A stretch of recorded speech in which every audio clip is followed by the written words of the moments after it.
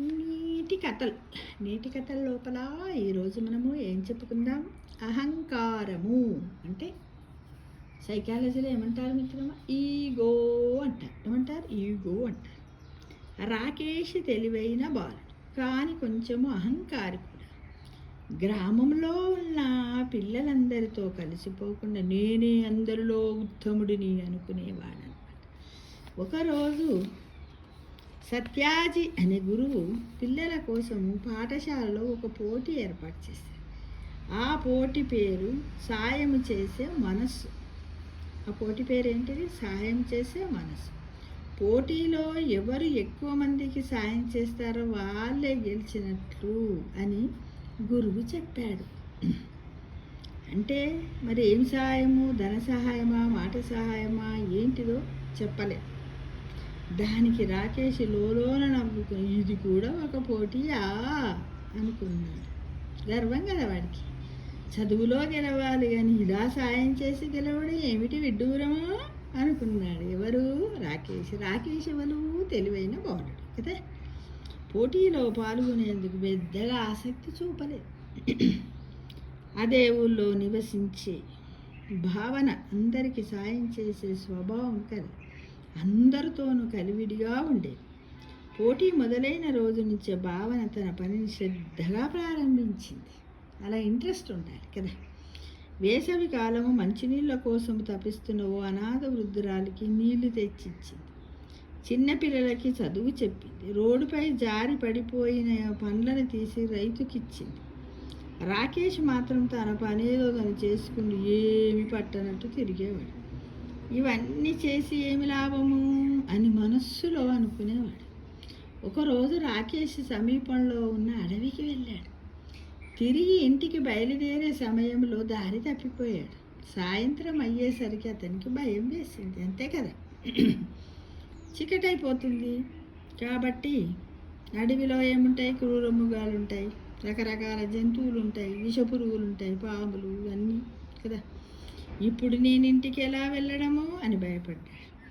అప్పుడే అటుగా వెళ్తున్న ఒక వృద్ధుడు రాకేష్ని చూసి ఏమైంది బిడ్డ, ఏమైంది ఈ వేళ ఇక్కడికెందుకు వచ్చావు నాన్న నువ్వు అని అడిగాడు. రాకేష్ తన సమస్యను దీనంగా చెప్పాడు. ఆ వృద్ధుడు భయపడకంటూ రాకేష్కు దారి చూపించాడు. ఎట్టకేలకు రాకేష్ సురక్షితంగా ఇంటికి చేరుకున్నాడు. నేను ఎప్పుడు ఎవరికి సహాయం చెయ్యలేదు, కానీ పరిచయం లేని అపరిచితుడు నాకు సాయం చేశాడు. ఇదే నిజమైన గొప్పతనం మన మనస్సులో అనుకున్నాడు.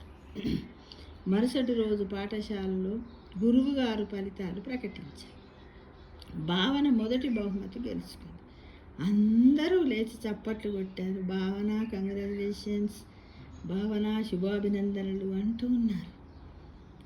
రాకేష్ మనస్సులో ఇక బాధ అయిపోతుంది. రాకేష్ లేచి నిలబడి గురువుగారు నేను ఓడిపోయాను అని ఒప్పుకున్నాడు. కానీ ఇతరులకు సాయం చేయడం వల్లే మనిషి గొప్పవాడు అవుతాడని తెలుసుకున్నాను అన్నాడు. ఎవరు? రాకేష్ ఎలాంటి వాడు? అహంకారము ఉన్న వ్యక్తి, తెలివైనవాడు, అహంకారం. కానీ ఇప్పుడు కూడా ఇక్కడ తన తెలివిని ప్రదర్శించుకున్నాడు కదా.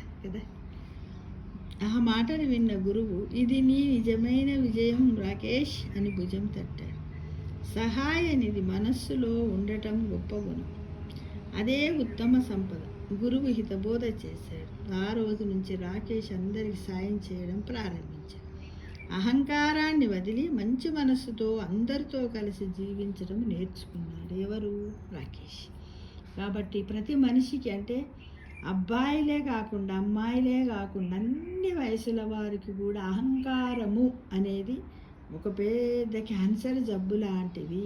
అహాన్ని బయటపెట్టాలి, అందరితో కలిసిమెలిసి ఉండాలి, మాట్లాడాలి. వాళ్ళ బాధల్లో, మంచి చెడ్డల్లో, సుఖ దుఃఖాలలో, శుభకార్యాలలో కూడా అందరికీ తోచినంతలో సహాయం చేయాలి. సాయం అంటే ఏంటి? డబ్బు ఇవ్వడమేనా? లేదు, అన్ని రకాలుగా మనం సహాయం చేయొచ్చు కదా. మన ఇంటి ముందుకు ఎవరైనా వచ్చిండే పోమ్మ పోవుకే నీళ్ళు ఇచ్చి అది చాలా పొరపాటు. ఎందుకంటే అప్పుడు అనుకోవాలి, అబ్బాయి ఈరోజు బాగానే వచ్చిరు కానీ మనకి ఎంత విసుగున్నప్పటికీ సరేనమ్మా తెస్తున్నా అనుకుంటూ పోయి ఇచ్చినట్టయితే రేపు మన భవిష్యత్తులో మన పిల్లలకి మనకు వాళ్ళే ఇయ్యరు ఇచ్చినోళ్ళు. ఎవరితోటో భగవంతుడు పంపిస్తాడు. అంటే ప్రతిదీ మనం చేసే ప్రతి పనికి ఒక రిటర్న్ గిఫ్ట్ అనేది ఉంటుందన్న విషయాన్ని మర్చిపోదు. ఈ కథ ద్వారా ఏంటిది? ఈ కథకు 2 పేర్లు పెట్టు. అహంకారం అని పెట్టచ్చు, రిటర్న్ గిఫ్ట్స్ అని కూడా పెట్టచ్చు. అంతే కదా. అతను అనుకున్నాడు నాకు ఎవరితో ఏం పని అనుకుంటే తను వేరేటోళ్ళతో సాయం తీసుకోవాల్సి వచ్చింది. కాబట్టి ఇప్పుడు మారిపోయాడు. ఎవరు? రాకేష్. కాబట్టి ఎవరికి అహాన్ని దూరం పెట్టండి, అందరినీ ఆదరించండి. సంతోషంగా జీవించడానికి మనమందరం కూడా ఈ సొసైటీలో ముందుండాలని ఆశిస్తున్నాను మిత్రమా. సర్వేజన సుఖినో భవంతు.